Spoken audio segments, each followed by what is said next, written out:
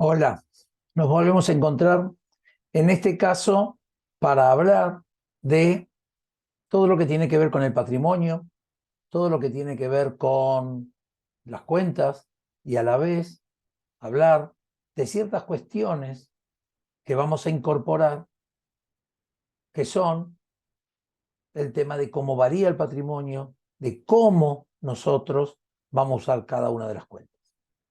Habíamos dicho que el patrimonio no es nada más ni nada menos que el conjunto de bienes económicos pertenecientes a una persona física o jurídica. Entonces, lo primero que tenemos que saber es cuándo un bien es económico. Un bien es económico cuando tiene o valor de cambio o valor de uso. A la vez, ¿cuáles son los bienes económicos? Los bienes económicos son los bienes materiales e inmateriales. Los bienes y los derechos que tiene cada una de las organizaciones. ¿Cuáles son las personas que define este patrimonio? Los patrimonios pueden ser de personas físicas, humanas o personas jurídicas, cada una de las empresas y otras tipologías. ¿Y cuáles son las cargas que grava ese patrimonio? Sin lugar a dudas, son las deudas de esa persona física o jurídica y a la vez podemos determinar qué es el pasivo de nuestro patrimonio. Entonces decimos que esos bienes y derechos contablemente los llamamos activos. Ya en otro video, en otra clase, vamos a hablar de este activo y todas las cargas, todas las deudas, las llamamos contablemente pasivo, que no es nada más ni nada menos lo que vamos a ver también en alguna de las otras clases. Bien. Nosotros tenemos que saber muy bien cómo varía el patrimonio de una organización. Hay dos tipos de variaciones que cuando analizamos el patrimonio final contra el patrimonio inicial, dejamos de lado porque no son realmente variaciones de patrimonio genuina, fruto de las operaciones, sino que son variaciones que tienen que ver con aporte de los propietarios, me incrementa ese patrimonio, y con el retiro de los propietarios, me disminuye ese patrimonio. Por lo tanto, los aumentos y disminuciones del patrimonio se van a dar por las operaciones del ejercicio. Esas operaciones del ejercicio son de dos tipos, ¿sí? Son las variaciones patrimoniales permutativas, o sea, varían los activos y o los pasivos, pero no varía el patrimonio neto.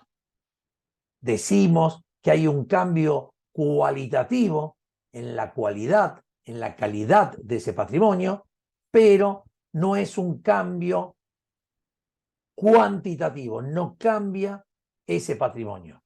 Por lo tanto, en nuestra fórmula o ecuación del patrimonio varía la parte izquierda de los activos y los pasivos.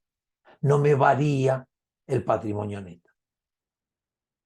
Esto es, tengo 100.000 pesos, es un activo, y lo cambio por un celular. No tengo los 100.000 pesos, pero tengo ese celular de 100.000 pesos. Lo que nosotros hemos cambiado es cualitativamente mi activo, pero cuantitativamente el patrimonio no ha variado. Como ustedes ven en pantalla, existen 4 y solamente 4 combinaciones de variaciones o componentes que varían. Un aumento del activo con una disminución del activo, un aumento del pasivo con una disminución del pasivo, un aumento del activo con un aumento del pasivo y una disminución del activo con una disminución del pasivo. Cada uno de estos son los únicos componentes que varían. El primero es el que di recién. Tenía efectivo, compro otro bien. Aumenta y disminuye el activo. El segundo, una deuda en cuenta corriente, la documento, la paso documentada, disminuye y aumenta un pasivo. Un aumento de activo con un aumento de pasivo es cualquier tipo de adquisición que yo haga de algún tipo de activo que la hago a pagar, o sea, tomando un pasivo.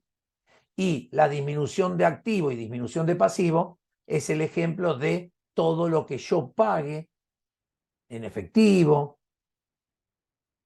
con mis cuentas bancarias, un pasivo que tengo. Esas son las variaciones patrimoniales permutativas.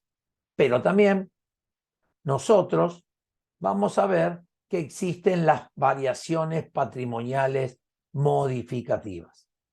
No solo varían los componentes del activo y del pasivo, sino que varían el patrimonio neto. ¿Por qué? Porque intervienen las cuentas de resultado, tanto positivo, tanto negativo. O sea, las ganancias y las pérdidas de esa operación. Entonces acá decimos que hay un cambio cualitativo y cuantitativo del patrimonio neto. No solo me cambia la cualidad, sino que también me cambia la cuantía del patrimonio neto. Como verán, ahí en pantalla están expresadas las 4 formas que varía el patrimonio, ¿sí? O las 4 formas que hay una variación patrimonial modificativa. Aumenta el activo, aumentan los resultados positivos. Aumenta el pasivo, aumentan los resultados negativos. Disminuye el activo, aumentan los resultados negativos. Y disminuye el pasivo, aumentan los resultados positivos. Ejemplo de cada una de estas. De la primera, una venta en efectivo, aumenta el resultado positivo y aumenta el activo. El aumento del pasivo con los resultados negativos cuando viene un servicio a mi organización y yo a ese servicio, ¿sí?, no lo pago, registro el servicio y lo pongo como un servicio a pagar. La disminución del activo con los resultados negativos es pago con un activo cualquier tipo de gasto. Y la disminución del pasivo con un aumento de los resultados positivos, tengo un pasivo y porque lo pago con anterioridad, obtengo un descuento financiero positivo. Estas son las operaciones modificativas. Entonces, vamos a tener que ver algunas cuestiones básicas que ya hemos visto en otros videos, en otras clases. ¿Pero para qué? Para que yo vea si mi trabajo administrativo contable está hecho en forma correcta. ¿Qué significa esto? Saber cuáles son los saldos que tiene una cuenta es saber bien cuando yo estoy operando, ver si obtengo el saldo de esa cuenta, si por lo menos mantiene lo que nos dicen las normas contables. Por un lado, las cuentas de activo tienen saldo deudor.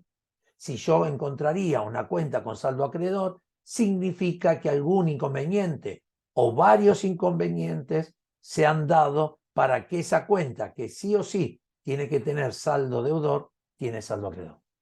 De la misma manera, todas las cuentas de pasivo tienen saldo acreedor y, por lo tanto, si tendrían saldo deudor, tengo que verificarlas porque algún error en la registración he cometido. Las cuentas de patrimonio neto son cuentas que tienen saldo acreedor, con excepción de algunas cuentas como descuentos de emisión y el resultado acumulado cuando ese resultado es negativo, que pueden llegar a tener o tienen saldo deudor. Todas las demás tienen saldo acreedor. Las cuentas de ganancias que se refunden todas al cierre del ejercicio, durante el ejercicio deben tener saldo acreedor. ¿Cómo así? Las cuentas de pérdida durante todo el ejercicio deben tener saldo deudor. Obviamente que también tendríamos que saber que todas las cuentas que sean a cobrar son activos y todas las cuentas que sean a pagar son pasivos. Son pequeñas normas que nosotros tenemos que manejar para tener bien en claro, ¿sí?, cómo es el movimiento de cada una de las cuentas y poder autocontrolarnos en la operatoria diaria sacando saldos. Ustedes acá ven cómo es debitar y acreditar una cuenta. Se debita una cuenta cuando nosotros hacemos un cargo en una registración contable al debe de esa cuenta. Por ende, se acredita la cuenta cuando hacemos un cargo a el haber de esa cuenta. ¿Sí? Nosotros en diversos periodos sacamos las sumas, o sea, la suma de cada una de las cuentas del debe y la suma de cada una de las cuentas del haber. Las diferencias entre debe y haber, que es los saldos que veníamos diciendo antes, ¿sí? Si el debe es mayor al haber, decimos que el saldo es deudor. Si el debe es menor al haber, decimos que tenemos un saldo acreedor. Y también, si el debe es igual al haber, decimos que esa cuenta está saldada. Sí. Nosotros tenemos que saber en este pequeño recuento que existen diversas formas de clasificar a las cuentas contables. Y una de esas formas es por su naturaleza, donde nosotros tenemos las cuentas patrimoniales, las cuentas de activo, las cuentas de pasivo, las cuentas de patrimonio neto, las cuentas de resultados, las cuentas de resultados positivos y las cuentas de resultados negativos. Y por último, nosotros nos vamos a encontrar con otras cuentas, como las cuentas de movimiento, como la cuenta compras, y las cuentas de orden, que reflejan ciertas contingencias contables en el devenir de las registraciones de algún tipo de operaciones. Bien, estas clasificaciones nos van a llevar a cumplir de una mejor manera lo que son los 4 estados contables básicos, que mucho más adelante vamos nosotros a hacer algún tipo de explicación. Hoy, en breve, vamos a decir que las cuentas patrimoniales me van a servir para confeccionar el estado de situación patrimonial. Las cuentas de resultado me van a servir para hacer el estado de resultados. Una vez que yo tengo todas las cuentas, voy a también confeccionar el estado de evolución del patrimonio neto, que no es nada más ni nada menos demostrar cómo ha evolucionado mi patrimonio, mi capital, mi reserva y mis resultados durante el ejercicio que estoy confeccionando.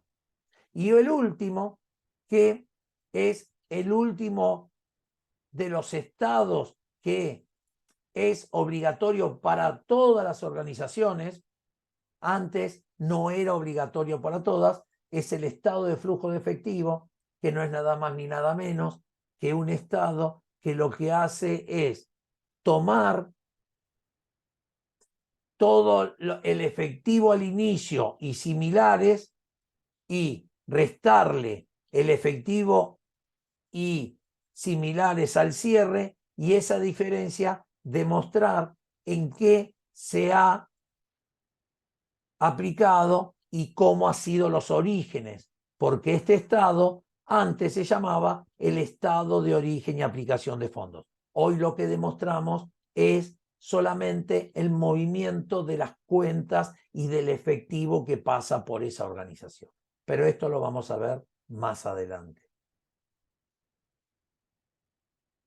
También hemos visto nosotros en el video número 2 lo que son las normas contables. Existen dos normas contables, las normas contables legales y las normas contables profesionales. Las normas contables profesionales son aquellas que son emitidas por los consejos profesionales en ciencias económicas de cada uno de los distritos de nuestro país y que los profesionales y por ende todos los que trabajan en las áreas de las ciencias económicas deben dar cumplimiento.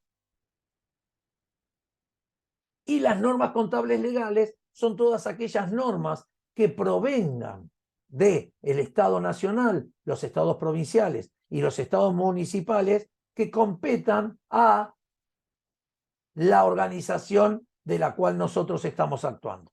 Obviamente que si estamos en una oficina, seguramente vamos a tener pocas normas legales que cumplir, pero si estamos en una empresa que compra y vende mercaderías, que importa y exporta mercaderías, vamos a tener muchos otros organismos y vamos a tener que ver todo lo que diga el SENASA, la Secretaría Nacional de Sanidad Animal o el ANMAT, la Administración Nacional de Medicamentos, Alimentos y Tecnología que tenemos en nuestro país. Por eso, nosotros con el tema de las normas contables tenemos que verificar, ¿sí?, el tipo de organización en la cual estamos actuando para saber cuáles normas legales y cuáles normas profesionales afectan al trabajo contable de esa organización.